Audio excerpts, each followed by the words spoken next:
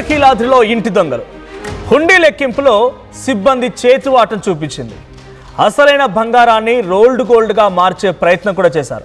అనుమానంతో trust board సభ్యులు తనిఖీలు చేస్తుండగా రెడ్ హ్యాండెడ్గా పట్టుబడ్డారు సిబ్బంది.